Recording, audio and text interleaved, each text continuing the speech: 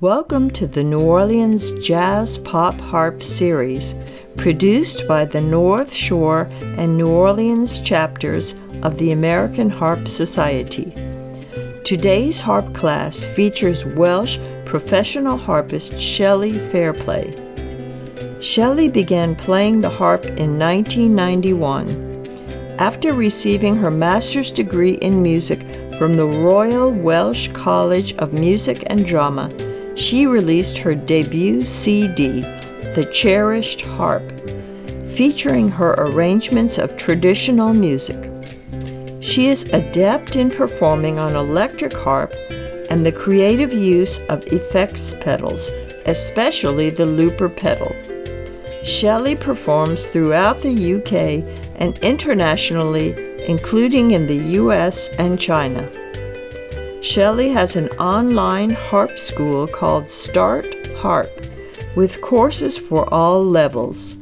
You can learn more about her and listen to her music at harpwales.com.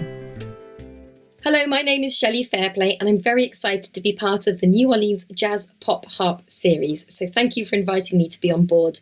I'm going to share with you two major ideas, I hope today. One of them is my favourite pop with pizzazz go-to idea, and so this is actually going to be a little rhythm that we're going to work on, and then I'm going to show you how it can you put underlying all sorts of things in your pop, and if it's a rhythm you're not familiar with using a lot, you're going to start hearing it everywhere in your pop songs and in other genres too. The second, I'm going to talk about more of a sort of behind the scenes idea, I suppose, something that's across the board, again, across genres, but that I feel really helps give us power to our popping, a power to our pop playing, and we'll go straight into that now. So, I'm actually going to start with the second thing. I would like to talk about accenting, okay, as being one of the things that I feel is a major major part, of when we're playing pop music. How we can make it really come alive, really have the energy and the drive that we often get when we're listening to a pop track, or the heart and soul if it's something, slower and softer. And this is really this idea that if we have complete control of our fingers and we can produce the accents and the little nuances, then we can really, micro phrase the melodies. So when we're trying to copy the singer, which is often one of the leading parts of a pop track, isn't it? If we're trying to make the sound like the singer's voice, then the more control we have of our fingertips, the more we're able to, have one finger slightly louder and slightly more of a squeeze, and then fast articulation, slow articulation, all that kind of thing going on in our hands, then the closer to shaping like the voice we can get it. And so I think that's one of the reasons why accenting is so powerful in pop and in all genres too, but I'm really pushing it with pop today. And the second reason I think it's so important is because if we're trying to play something rhythmical, and most pop tracks are really rhythmical, okay, you might get a really slow ballad, but even so, there usually be an underlying pulse. Pop songs tend not to pull the tempo around as much as some other genres, and I believe that, I think that's a fair comment. So this being able to accent to pull out rhythms, because if we're copying a band playing a song, then we might be trying to be the drummer, the singer, the bass player, the rhythm guitarist, the lead guitarist, the maybe strings, maybe keys, whatever. We were trying to do so much, and we have this incredible instrument, where we can have the bass player, we can have the rhythm section, we can have the melody line, and we can have all of that, but we have to, I think, work at it, don't we, to be able to make those layers really shine and to get that accenting. So we're going to start off with a warm-up, please, if that's okay. If you'd like to have yourself in C major, have your harp in C major, that would be perfect. And we're going to start with something very humble and not very exciting and not very poppy. We are going to start with a C major scale. Forgive me, it will get more exciting. Okay, so we're just going to play a C major scale. I'm going to count you 1 and 2 and 3 and 4, and we're going to play the C major scale on the 1, 2, 3, 4 on the whole count, okay? So you ready? You can do it both hands, you can do just one hand, okay? Just one octave up and down. I know this is super not poppy, but we're just going to, bear with me. Go with the flow for a moment. Here we go. 1 and 2 and 3 and 4 and C, D and E and F and G and A and B and C. Coming back down, B and A and G and F and E and D and C. If any if this workshop feels too fast or too slow, remember you're watching me on a recording, so you can rewind me and watch again. And of course, there's usually that ability, isn't there, to speed up the video or slow it down as well. Okay, so here's the thing. If we're working on accenting, we're working on our pop. Here is a little warm-up activity that I recommend you work on if this isn't solid yet. Or even if it is, it's just a good thing to keep practicing. Where we're going to work on accenting different fingers, and we're going to keep it, a foundation sort of idea today. I'd like you to, first of all, play that scale again and only accent finger 4. So what can we do to accent finger 4? We're going to be thinking, well, we're going to be strong. We're going to try and maybe squeeze the string extra hard. If we're squeezing the string, we then want, the string might bend very slightly out of position. We want to then squeeze and release the string whilst it's got that most pressure on it, which will make it sound strong, won't it? And, if you bring your finger in slowly, you're going to get a sort of a nice sort of rich tone to that as well. Or you could bring it in fast if you want it to have maybe more of a slightly sort of rhythmic edge to it. Okay, and then we're going to use like butterfly feet for the other fingers. We're going to be going strong and then soft, soft, soft, strong, soft, soft, soft. And I'm really exaggerating there. I didn't even go for a beautiful tone, did I? I just went for a strong, a loud sound. Okay, so think of that squeeze, think of bringing your finger in, and then you can do those little butterfly tones then for the rest of them. So just accenting 4. We're going to do 4 of these scales, and we're going to accent each finger before we move on to something a bit more poppy. But this is because I'm so passionate about the belief that accenting is king, both for the melody line and for the rhythm section when you're playing pop and in all genres, then I believe that this is a really, really good warm-up. So there are others, but this is one for today. Here we go. Accenting 4. Again, playing on the whole counts. 1 and 2 and 3 and 4 and strong, soft, soft, soft, strong, soft, soft, soft, soft, soft, strong, soft, soft, soft, strong. Brilliant. And of course, if you're a more advanced player, now you can be going up double hands. You can do 4 octaves. You can make this workout, this exercise to be good for you at the level you're at. Okay, we're now going to do we'll swap hands. We're going to do left hand and we're going to do finger 3 accenting. So again, you can think of, light, soft touch or releasing late on the soft sound. And then with the strong sound, you're going to squeeze and you're going to bring the finger right into your hand and you're going to release when you've got the string with a lot of, with that pressure onto the fingertip. Here we go then, the squeeze, yeah?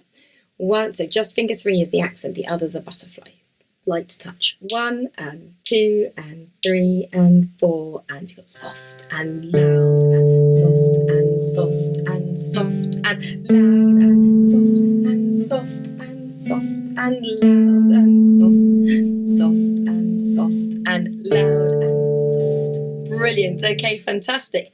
Swapping hands then, I'm sure you can guess what we're doing next. We're going to do finger 2. If you find this hard and you can't get too much of a change in volume at the moment, or the fingers aren't necessarily doing what you're hoping for, one of my tips is tap the finger that you'd like to be louder and say out loud or in your head, right, finger 2, it's you who needs to be stronger. You're going to have to squeeze, and somehow this physical contact with the other hand tends to help. If you're working on cross fingering or anything like that, just using physical contact with the other hand seems to help. It's just to tell your brain, oh, okay, it's that one she means.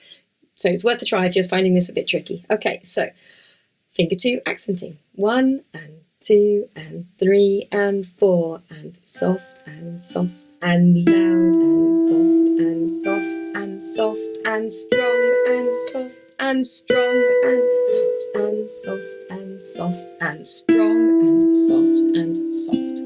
Okay, brilliant, fantastic. Swapping hands then to the left, okay? We're going to do strong on the thumb this time. And the thumb is often the one that most people find easiest to make a strong sound, or a lot of us do. If you do not, here's my tip for you. Really think about your bow. So when you play the thumb, you're playing on the edge, aren't you, of the thumb, and then take the bow over. And if you're aiming for that bow between here and here, and you've got that ability to really squeeze the string with a confidence. You're not going to knock neighbouring notes and all that kind of stuff. So really take the bow. Okay, we're doing left, aren't we? That's right. Okay, here we go then. Strong on the thumb.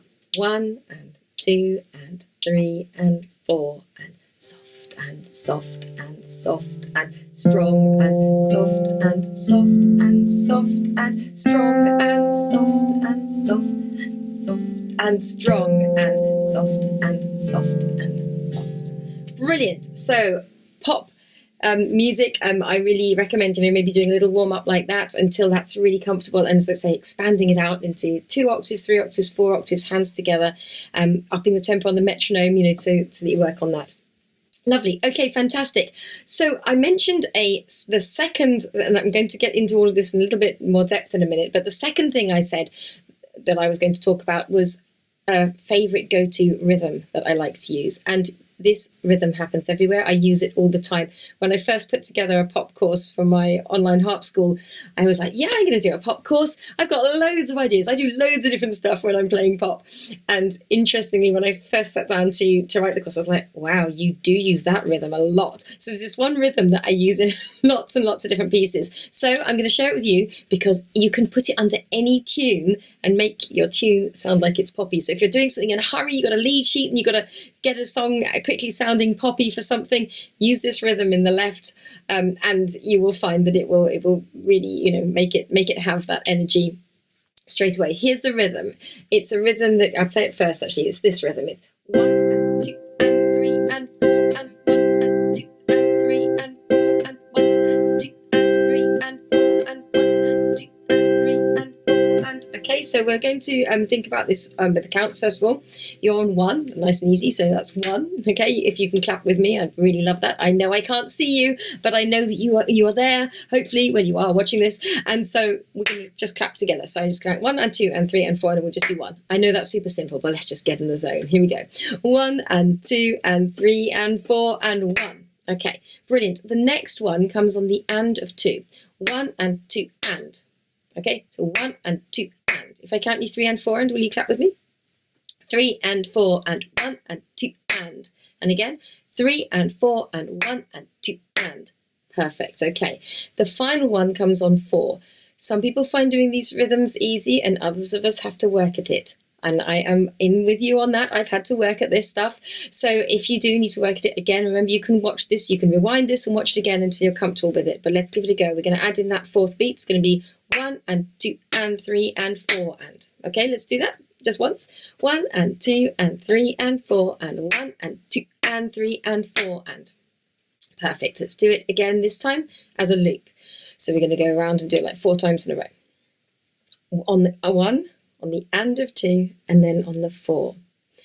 In fact, before we do this, I'd like to ask you, invite you to do one more thing. Can you, if you're not already, because of course, if you're a seasoned popper, then you're going to be doing this already, you'll be thinking the counts in your head, but if you're, I would like you to verbalize the counts with me. Could you say 1 and 2 and 3 and 4 and as you're doing this? So we'll be saying out loud and going 1 and 2 and 3 and 4 and. I know it's multitasking, but of course, if it's challenging to do that, it's definitely something we want to practice because we want to be able to do that. And if it's easy for you, then it's fine. We'll just do it. Here we go. So we're going to say out loud the counts as well as doing the clapping. I'll count you in 3 and 4 and. 3 and 4 and 1 and 2 and 3 and 4 and 1 and 2 and 3 and 1 and 2 and 3 and 4 last time and 2 and 3 and 4 and. Brilliant. Lovely. Okay, so let's try that on the harp. Let's just try it on a C. 1 and 2 and 3 and 4 and. So find a single note C, right or left hand, don't mind. And let's play it. Now, I realise I'm straight away going into damp mode. We'll talk about that a little bit today, I hope. But you don't need to. You can do it 1 and 2 and 3 and 4 and, okay, if you want to. Okay, so let's try it on a C, doing that rhythm, and we'll do a loop of 4. So 4 times the same thing. 1 and 2 and 3 and 4 and C and 2 and 3 and 4 and again C and 2 and 3 and 4. 1 and 2 and 3 and 4 last time. 1 and 2 and 3 and 4 and. Amazing, brilliant. Okay, so that rhythm, and you can obviously fill that out now if you want to. You can try it on a triad of C, depending on your ability. You can do 8-note chords, I don't mind, or you can do whatever you want, that's fine. But if we did that 2 and 3 and 4, and you can make something, twinkle twinkle. Obviously, it can sound quite soft, or you could be thinking and 2 and 3 and 4 and.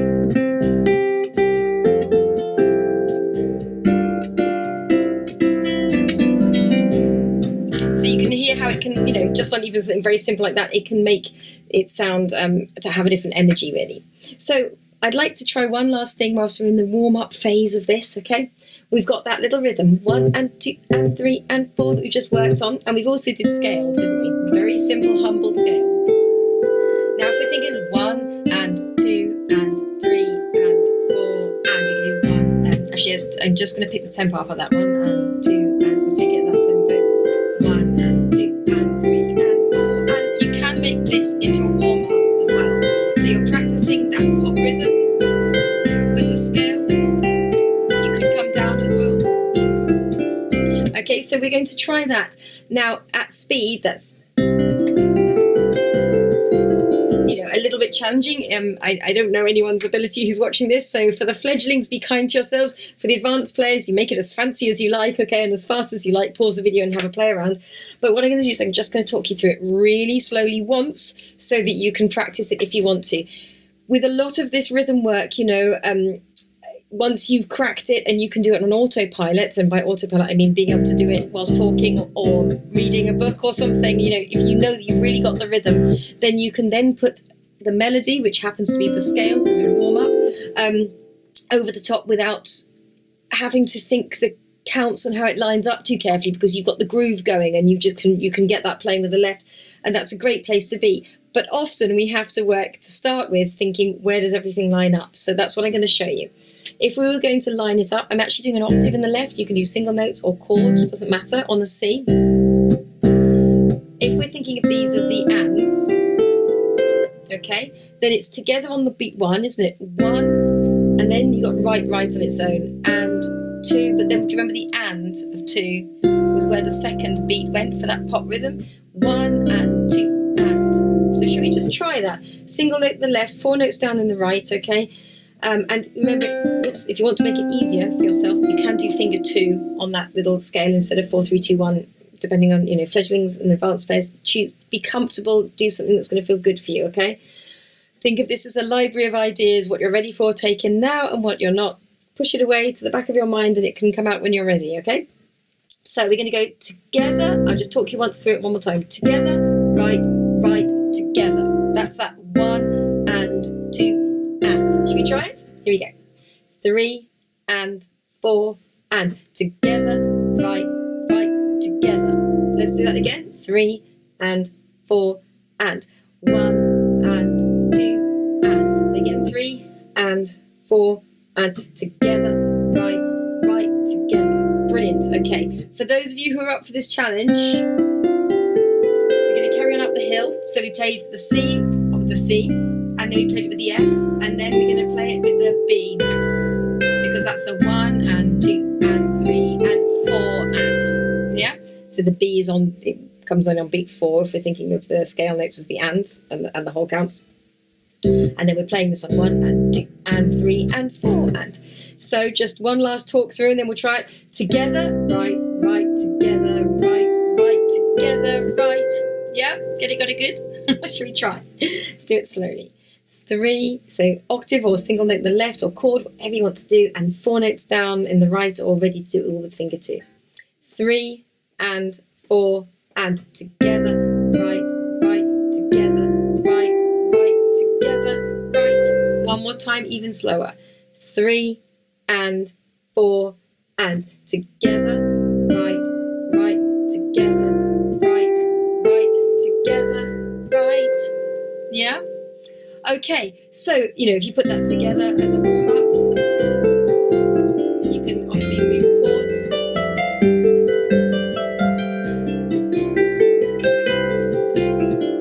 Okay, and then you heard I started to want to accent my scale as well on that rhythm. So you can really get into these my two things I'm sharing with you today, which is that pop rhythm that you can use with most pop songs to make them sound like pop music straight away, even if you don't listen to the track and you just really need to quickly get something that sounds like you're playing in pop.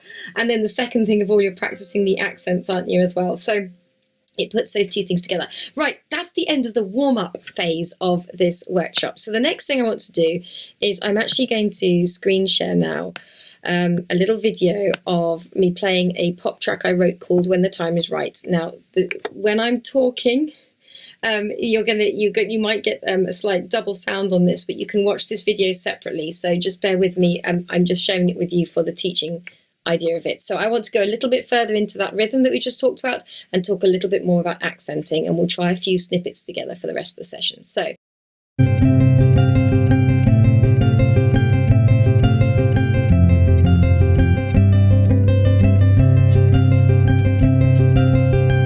what you heard there was you heard a little rhythm.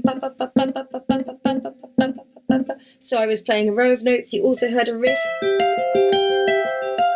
which we're going to look at in a minute, layered up. And then you hear the tune here. Oh no, the bass line.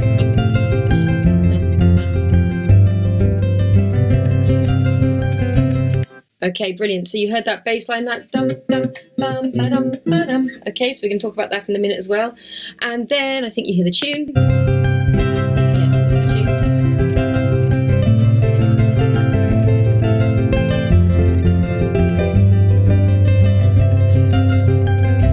tune. Fantastic. Okay, so you hear the tune there as well. At the very beginning, one last thing I'm going to show you, and then we'll go into trying some bits. You've got the strummed chords introduction here, because you hear it in the chorus, you get the strummed chords coming through. So what I'm going to show you now is I'm going to show you the score of it. So if you I'll just bring up a screen share on that, and then we can have a look together at the screen share of that. Okay, so this is called When the Time is Right, Unashamedly Gorgonzola Pop for Harp Ensemble. So it's actually a harp ensemble piece that I just recorded as a solo at some point to share, and so I'm sharing it with you. And here's the thing. So we've talked today about accenting, and we talked about that pop rhythm. So you'll notice at the very beginning, we're going to try this first little row of notes for harp 2. So this is on a score, so if you don't read music, doesn't matter at all, or if the score is like bleh, doesn't matter. I'm just going to talk you through some little snippets. Okay, so we're on a C. Can you see it's in 4/4, and then we're on a C in the right hand. Okay, and what we're going to do, we're also going to take note of the fact it says xylo, because often with pop things you'll find that lots of the extended techniques can be really handy for getting some of the different textures and things that we might want to layer it up to make it sound exciting and interesting when we're playing. Okay, but here's the thing to notice. Look, there are accented notes here. Now, very often in written out pop, if you're working, some of you may work from piano scores or lead sheets or things, there are not accents written in. I've written these in because I've already told you it's something that I think is really useful to put in. But sometimes we have to really listen to a recording, even if we are playing from written music and we're not just doing it by ear. We have to really listen to the recording to hear where the musicians who are playing in the band or the group, whatever, are putting their accenting. So just be aware of that. But I have put it in. So first of all, we're going to ignore all accenting and the xylophonic effect, actually. We're just going to play bar 1, 4, but 4/4 on the bar. You're playing on 8th notes. You're playing on the quavers. We're just going to go 1 and 2 and 3 and 4 and. Okay, you ready? 3 and 4 and. 1 and 2 and 3 and 4 and. Okay, brilliant. So we just played that. If we were in a room together, particularly an ensemble, this is so pronounced when we start changing things, but there we are. So we just played that. If we just saw a row of notes, we might just think, okay, I have to do some C's. You might be a very good harpist and think, right, I should change my fingers. You might think that. You might be like me and just think, I'm going to do finger 2 here because that's easy. But whatever, it would just perhaps sound like a row of notes if we were not thinking too much about the accenting. So first of all, let's add in the xylophonic effect. So get your left hand, I'm going to use finger 2, and just touch on the hole, on the the soundboard, the hole that the string goes through at the bottom of the string there. And you don't need to put pressure on the bottom of the string here. Just rest your finger against it. If I put pressure on it, it can change the pitch. But if I just rest my finger at the very base, if I touch the hole in the edge of the string, I get a really nice xylophonic effect. Okay, it just makes the note not have quite such a big ring. It makes it more percussive, in fact, doesn't it? And we are trying to layer this to make it sound, be able to be more like a group of instruments. So, okay, so we're just going to go 1 and 2 and 3 and 4 and this time. Okay, so let's try it. 3 and 4 and 1 and 2 and 3 and 4 and. Now I already think that has more possibility of sounding rhythmic than did. So So I don't know how you feel about that, but I think the xylophonic effect can help with that. And then last but not least, we have the accents. Now, where are the accents? This hopefully, should you be like, that's interesting. Hopefully this should immediately make you think of something. Look, it's on the one, and then and, two, and, three, and, four, and. Haha, did that ring any bells? 1 and 2 and 3 and 4 and. It's the rhythm we did, isn't it? That's 1 and 2 and 3 and 4 and. It's that very commonly used pop rhythm. Okay, so accents, so strong pluck, strong squeeze, 1 and then softer, and 2 and 3 and 4 and. And because we're trying to be percussive, I think something that I've had to really let go over the years, because I was classically trained really through university and things, I've had to really let go of feeling, I shouldn't do that because it's not what we're supposed to do at the harp. But actually, if we're trying to make something sound like pop music, we have to sometimes throw some rules out of the window, I think, to get some of the energy and the drive that we want. So really hammer into them. So should we try it together a bit slower? We're going to be going loud, soft, soft, loud, soft, soft, loud, soft. There is an easier way to count this if you found counting hard, but I am such a stickler for counting 1 and 2 and 3 and 4, and I'm reluctant to tell you, but you can think 1, 2, 3, 1, 2, 3, 1, 2, 1, 2, 3, 1, 2, 3, 1, 2. I don't love that so much, particularly in an ensemble setting for counting, because you lose the position of where beat 1 and 2 and 3 and 4 are, but it does make it easier to remember the accents. Okay, so let's try it together. 3, just one bar, 3 and 4 and. Loud, soft, soft, loud, soft, soft, loud, soft. Okay, so that's the first example we've just looked at, is that rhythmic opening. And we talked about how we could just play it as 4 notes. If it was just written on a piece of music, that's how we might interpret it, because there would be no guidance there possibly on lots of the ways that we can take in written pop. There wouldn't be anything written like that. There might be, but not always. So then if we think, it's meant to be percussive, maybe you can use one of the effects on the harp, like xylophonic effect, and then you might listen to it or decide yourself that you're going to use that underlying pop rhythm that we've talked about today to help add texture. And I think it transforms it from just this to... Personally, I think that's a big change. Okay, fantastic. So the next thing we're going to look at, here's another this is still accenting actually. At letter A, at bar 5, don't worry if you don't read music, doesn't matter, I'm going to talk you through it. There is the beginning, it's kind of an introduction actually, but it's hinting at the tune, and it goes like this. It goes 1 and 2 and 3 and 4 and 1. I just do that again. Okay, so it's on beat 1 and then 2 and then 3 and 4 and. There's the interesting thing. Often in pop music, and again in other genres, some other genres too, the melody, it's almost like instead of going, beat 1 is pushed back to the and of 4. So here's what I mean. Rather than going 1 and 2 and 3 and 4 and 1. And I always think of the words, when the time is right. And if you think, when the time is right, then that puts it onto beat 1, okay? Dum, dum, dum, dum, dum. It sounds fine, I'll say dum, dum, dum, dum. You wouldn't think anything was wrong about that, would you? I'll do the next bar. Dum, dum, dum, dum. You wouldn't think anything was wrong with that, but if you hear like the 1 and 2 and 3 and 4 and 1, that before the beat thing, that making the and of 4 like the most important beat of the bar rather than beat 1 really switches things up. Now be wary.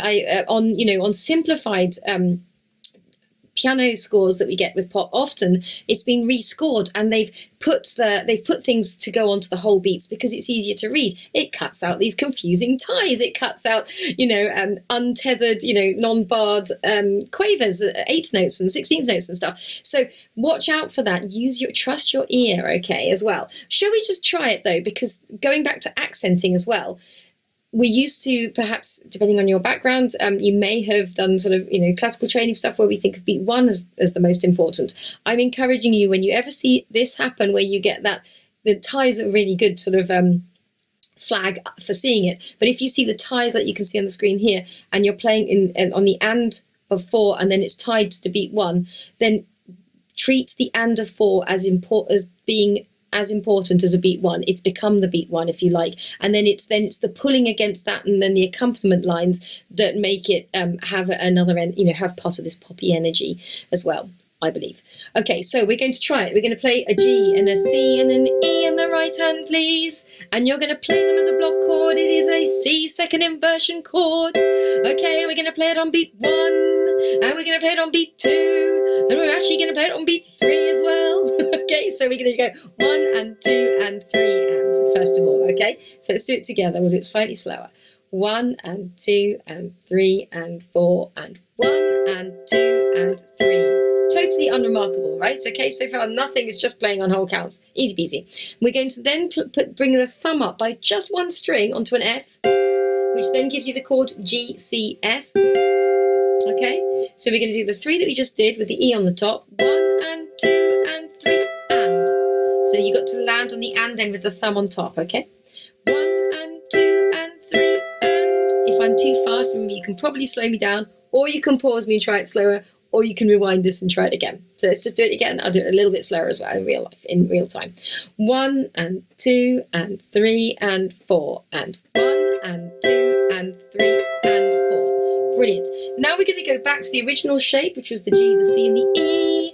But when you land there, make that one the biggest one. And you're going to accent that. And here's one of the ways I'm going to encourage you to try for this. Bring the full articulation, fingers right into the palm of your hand. So thumb bows over, doesn't it? Fingers come into your palm. And then you're going to let it ring. So you've got that bum, bum, bum, bum, bum. So that 4 becomes, that and a 4 has become bright and full and rings because of that power behind your articulation. 1 and 2 and 3 and 4 and 1. And I am doing other little things which I can't help but do. I'm actually doing some very fast stab chord style damping. I'm going back onto the strings very fast, which gives you that kind of zup behind the note. Sometimes really zippy, and I like that. That's not how I would do it if I was playing classical music. I would be trying to avoid that like the plague, but because for this, maybe not quite so buzzy on the thumb there, but I do like this kind of zip behind the note. So can you hear that changes that from me just going, and I'm putting that on beat 1 deliberately there, okay? But if instead I do stab chords and I make the and really powerful, isn't that so different? So there's another one of my favourite things to share with you there with the accenting. Okay, I'm going to scroll through the score. There was a couple of others I want to show you. Okay, this bass line at B, okay. I can't play it in the octave written. If you've got a pedal harp with you, you can do this where it's written. It's much cooler down low, okay? But I'm going to have to play it on middle C. Okay, I'm just going to play it without any damping, and it's going to be a bit buzzy, but we're going to do it anyway. It goes like this. 1 and 2 and 3, da, da, dum, da, dum. I might keep going. Let's find the next bit.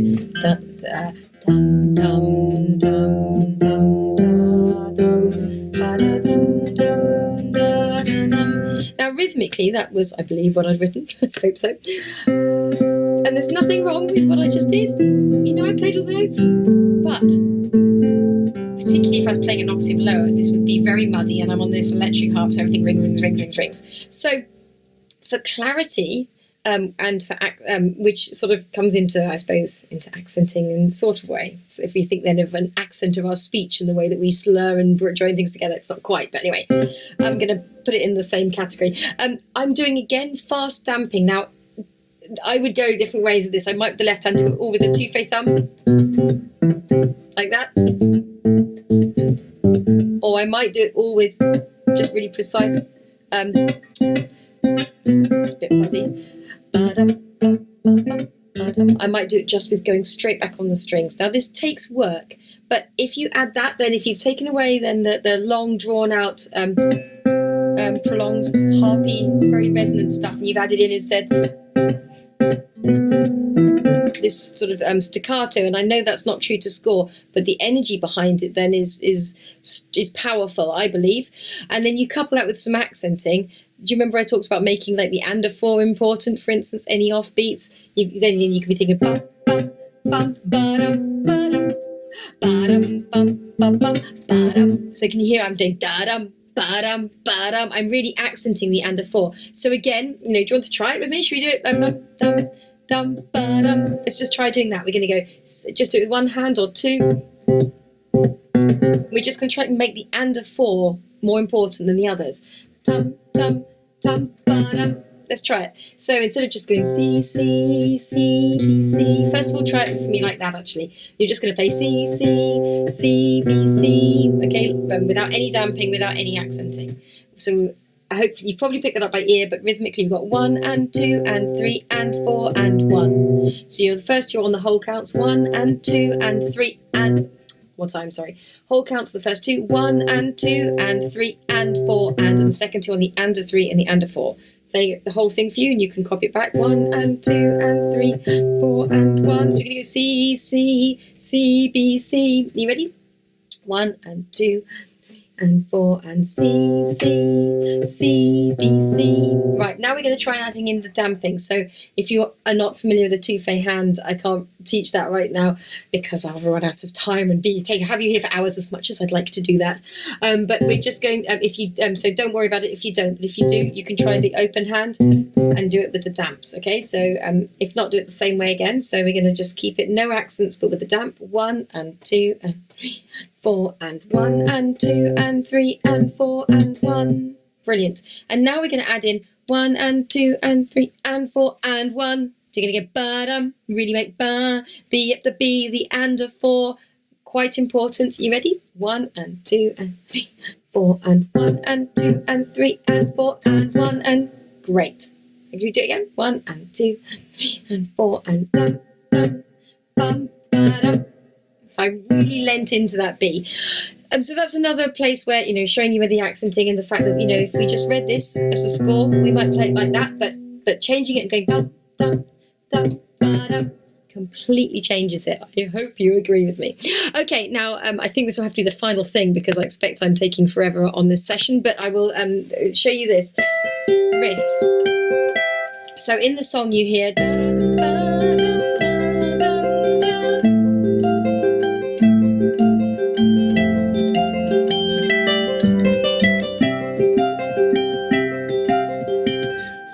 your ear might have picked up my left hand did that rhythm that we just looked at. 1 and 2 and 3 and 4 and 1 and I'm damping. And then with the right hand I played a riff and I didn't just play the notes as written without any accenting, which of course does sound nice, as I say, like all these things, anything we do sounds nice in the harp. It's not that and at certain times that would be completely great as that, but I'm also trying to bring out those notes of that 1 and 2 and 3 and 4 and 1 and 2 and 3 and 4 for character, and then da da da da da da da, even in the run 1 and 2 and 3 and 4 and you can hear that I'm accenting those too. So let's try a bit of this together. We're going to find, in fact it's the same shape we were using a minute ago, we're going to find the second inversion C chord, so think of 3 on a G in the right, 2 on the C and thumb on an E. The first notes you descend, you're going to go E, C, G, okay? And then what happens is, well, let's play that together actually first. We're going to go 1 and 2 and stop. 3 and 4 and 1 and 2. Lovely. Now what happens is that the thumb moves up. Instead of doing G, C, E, go from the bottom up, you're going to be doing G, C, F, okay? Which actually, the thing we did at the beginning did exactly this as well. Your thumb's going up to the F. So you do E, C, G, then you do F, C, G. Should we try it? We're going to go 1 and 2 and 3 and, okay? Remember, pause the video and try it at your own speed that suits you if this is not good for you, or speed me up, slow me down in the video if you can, if it works that way. Okay, so we're going to be going E, C, G, F, C, G, stop. 3 and 4 and 1 and 2 and 3 and lovely. So it's like the thumbs did a little scale, didn't it? Well, you can't really call it a scale. It played 2 neighbouring notes, but it is going to do a scale because it's now going to go up to G. So the thumb's job in this bar, we're doing bar 13, unlucky for some, but you don't need to worry about the bar numbers because I'm giving it by ear. Okay, we're going to go E, and then it's going to go F, and then it's going to go G. So just to play the whole bar, I'm not playing the whole bar, that's one note short of the whole bar. We'll just go to there first actually. So we can do that much. So finger 2 and 3 are just sitting around playing on C and G, C, G, C, G, but you're playing the thumb moving up 1 string at a time. Okay, and we won't do the last note of the bar yet. So let's do E, C, G, F, C, G, G. Okay, together. 3 and 4 and 1 and 2 and 3 and 4 and. Brilliant. I did the last note without meaning to. I'll do it right out, like I said. 3 and 4 and 1 and 2 and 3 and 4. Brilliant. Now the very final thing, finger 2 comes back and plays the C. But because we're playing in a 4/4 bar, 1 and 2 and 3 and 4, and we've run out now of any space for finger 3 to join in and do its G, because there are no more ands left, yeah? 1 and 2 and 3 and 4 and funnily enough, that means the thumb's then doing that 1 and 2 and 3 and 4. It's also outlining that poppy rhythm. I told you I put it everywhere, didn't I? I've deliberately chosen this piece to share with you for that reason, though. So let's try it. We're going to go together, dun, dun, dun. Slower than that, though. We'll go dun, dun, dun, dun. Okay, 1 and 2 and 3 and 4 and 1 and 2 and 3 and 4 and brilliant. Okay, fantastic. Now I immediately put in accenting there. I didn't mean to. I meant to play it without any accents, okay? But what I'm going to encourage you to do now is to try it with thumb strong each time. Dun, dun, dun, dun, dun. And again, if we were in a room together as a group of harpists, you often can hear quite a good change. Okay, so let's try it with the accenting on the thumb. So strong, soft, soft, strong, soft, soft, strong, soft. Take a squeeze and a bow if your thumb isn't wanting to be louder. Remember the squeeze and then the bowing over will help with that. 3 and 4 and 1 and 2 and 3 and 4 and. Okay? So, and if you like that, for anybody thinking, yeah, I really want to try that, if you put it in the song, it has a C and then, hang on, what is it? It goes down to the A minor. C, and then it goes to A minor. Then it goes to F major. Then it does a scale. I'm doing this super quick, but you can watch this again if you want to do the whole thing. It goes E, D, C, B, C, D, E, D, and then it goes back and does the riff bar we just learned with the C underneath. It's just quite fun to play around with.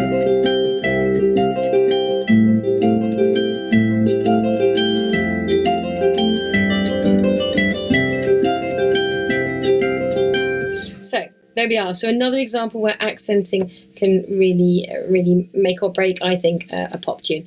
And I think that's probably as much as I need to show you, because after that it'd be going into the melody. Oh no, there is one last thing. I'm sorry, I'm going to keep you for one more minute. The strummed chords, okay? If we're thinking of playing strummed chords, and if you've never done these before, this is going to be a whistle-stop teach of this. But again, accenting I really think is king. You know, having taught this in ensemble, when you hear this played, you know, there's accenting, you know, there's so many ways we can move our fingers to strum. And for I find often with pop, you know, I might be putting a rhythm through on my looper. For instance, I've just put that rhythm and then you can have that.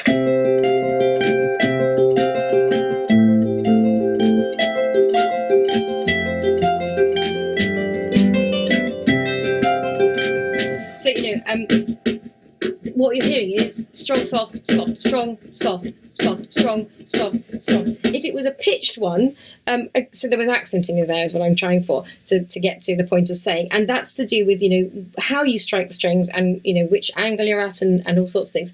And then pitch-wise, you know,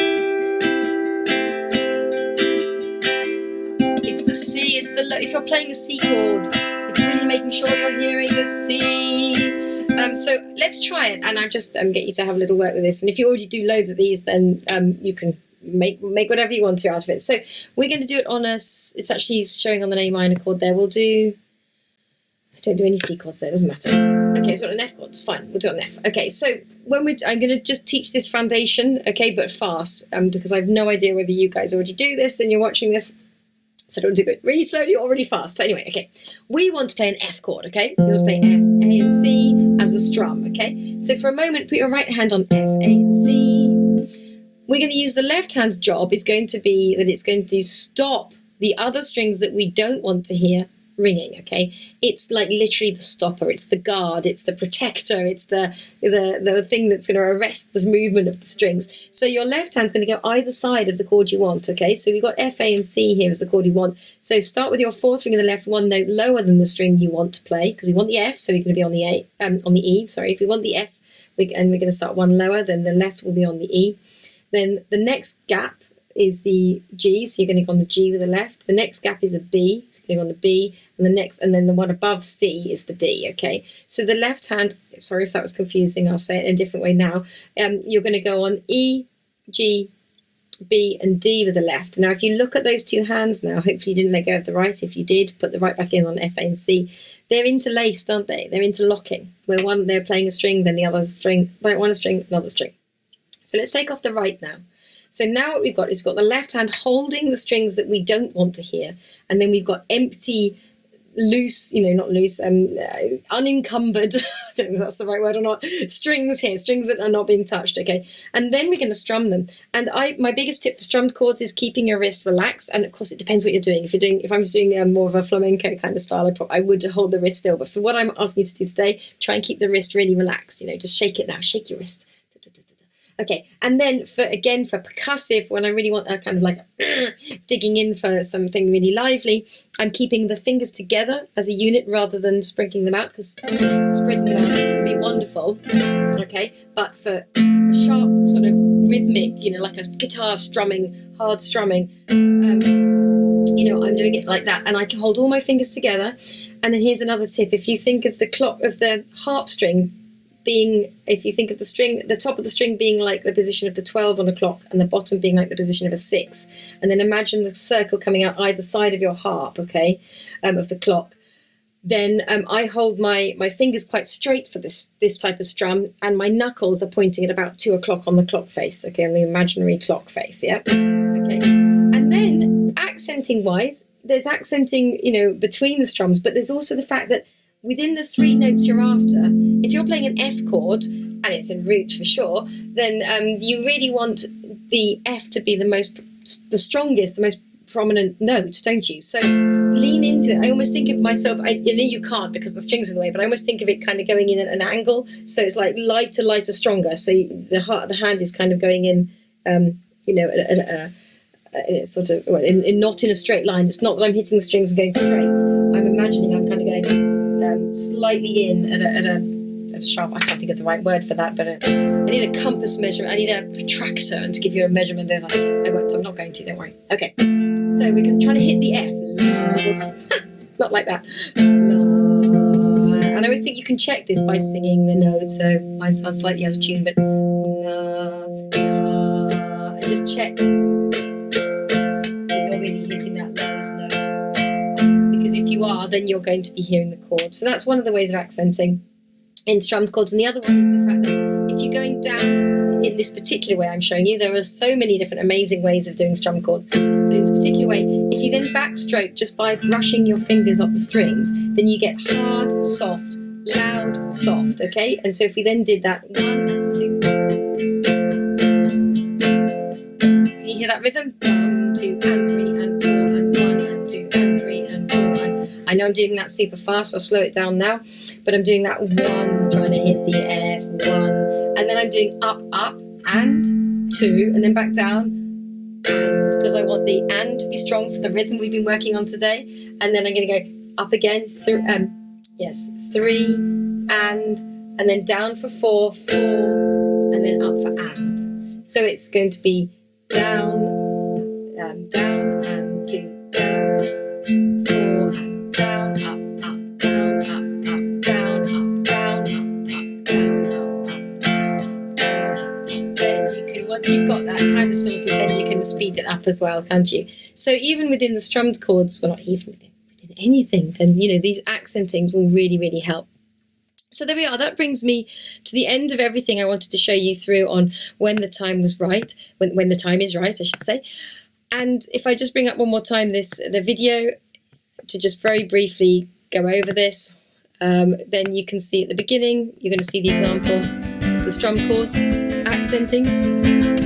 You hear that loud, soft, soft, loud, soft, soft, loud, soft, loud, soft, soft, loud, soft, or harsh, soft, soft, half, soft, soft, harsh, kind of harsh. So you hear that, and then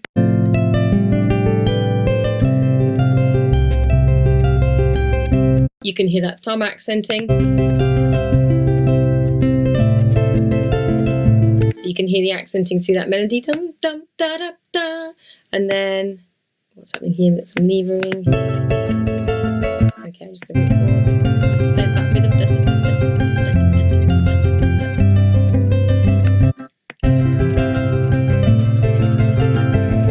And if you listen to the loop, I'm not actually playing it right now, but you can hear that bass line, dum dum dum ba dum.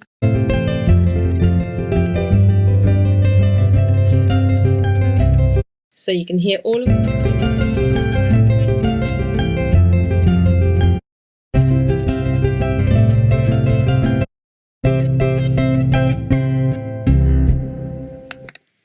Okay, fantastic.